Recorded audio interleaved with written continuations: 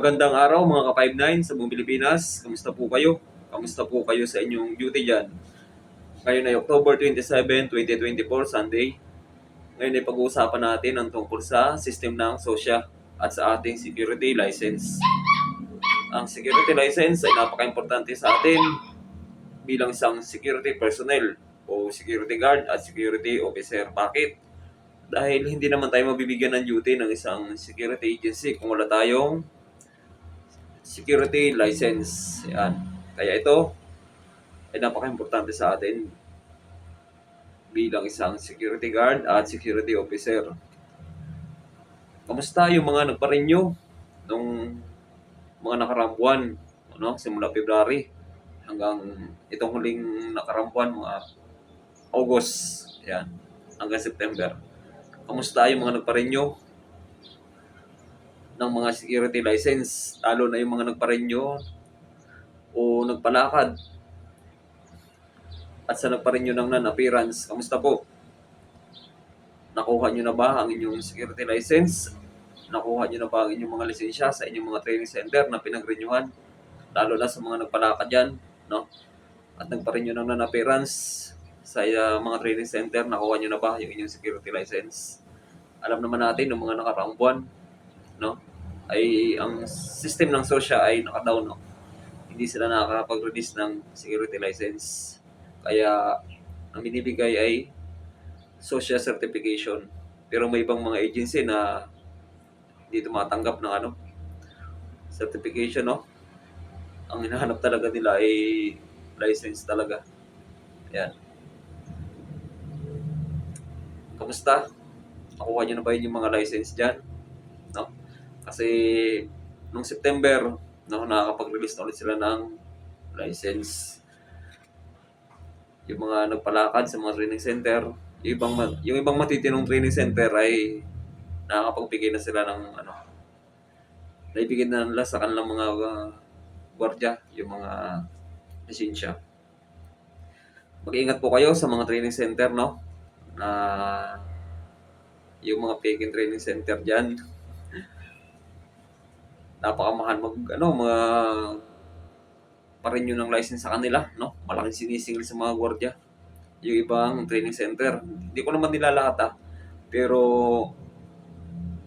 may iba kasi na grabe maningil sa presyo sa mga gwardiya. Pero yung ibang training center, mayroon namang okay maningil, no? Yung makatao maningil ba? Yung iba hindi makatao maningil sa kanilang mga mga tao na nagpa-renew sa kanila. Pero may alam ako na legit na training center, no? Legit sila. At kung sa probinsya kayo at nagpa-renew kayo, alam naman natin, yung mga taga-probinsya ay non-appearance talaga magpa-renew yan. Kasi malayo nga naman kung pupunta pa sila sa Quezon City, sa Camprame, no? Kung pa-renew na kayo sa Valiant, yan. Okay na training center yan, no? Pero may iba din naman na training center pa. Pero kayo na lang rin ang yung mag-discover ba ng training center. Pero para sa akin, okay yung Valiant, no? Okay sila, okay din yung mga staff nila, okay din mga pag-usap.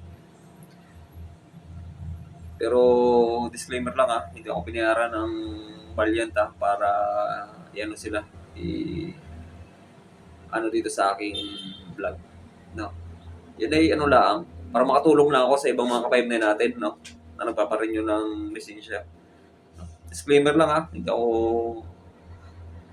ako binabayaran ng Valiant para isama sila sa aking vlog. Sa akin lang ay makatulong na ako. Kasi maraming security agency, security training center na nanlalamang sa mga gwardiya naniningil ng mataas, no? Minsan peke pa yung binibigay na lisensya sa mga gwardiya Matibay din sikmura ng ibang training center na yan, no? Kaya doon tayo sa tunay at legit na training center, no? Marami namang legit na training center at security agency. Pero pumili po kayo ng ayos. Meron kasi ibang maningil na 8,000, 6,000. Oh, grabe naman yan maningil. No? Di na makatao na paniningil yan sa ibang gwardiya. Pero sa Balyan, okay sila maningil. Kapag okay na yung license mo, ipapadala naman nila sa'yo through LBC. Yan. Kaya sa mga training center dyan na lalamang sa mga gwardiya, no? Wag man lamang. Kaawa naman yung mga gwardiya na nilalamangan nyo. Yung pamilya din yan eh. Lalo na yung ang mga gusto talaga ng training center na nilalamangan yun sa mga probinsya. Mangkano lang naman ang sahod sa probinsya tapos maglalamangan pa ng ibang training center, no? Minsan 8,000 ang paniningil, no? 8,000 ang paniningil o kaya 7,000, ganyan. Tapos ang sahod pa ng gwardiya sa probinsya, 8,000 pa. Ay sus, ano nang matira? Wala na.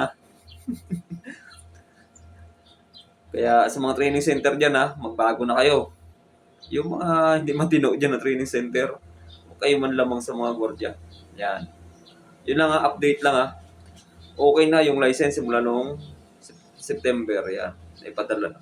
Yung sa mga nagpa-renew ng appearance, nagpalakad. Yan. Sana natanggap nyo na yung inyong mga security license. No?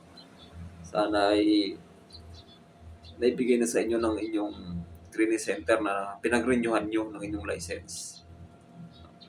Dahil nung mga nakaraan, yung mga na-expire ng mga February, wala talaga, kaya kawawa talaga yung nagpa-renew. Tapos, hindi pa okay yung system ng social. Karamihan dyan ay na-floating eh.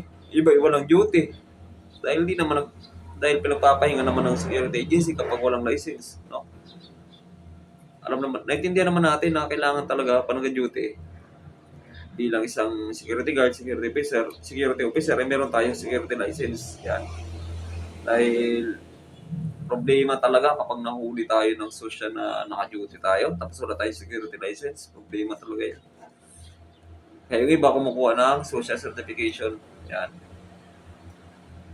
Update lang yung mga yung mga nagpa-renew pa mula February hanggang nitong August, tapos hindi pa nakukuha yung security license, ulitin nyo na yung inyong training center na pinag-renewhan nyo. Yan. Ulitin nyo na. Minsan kasi natatambakan kailangan na talaga follow up. Kailangan na talagang update kung okay na ba yung license para makuha. Yan. Hanggang dito na lang mga ka-59. Sana ay nasa mabuti kayong kalagayan dyan. Yan. At magandang araw sa inyong lahat.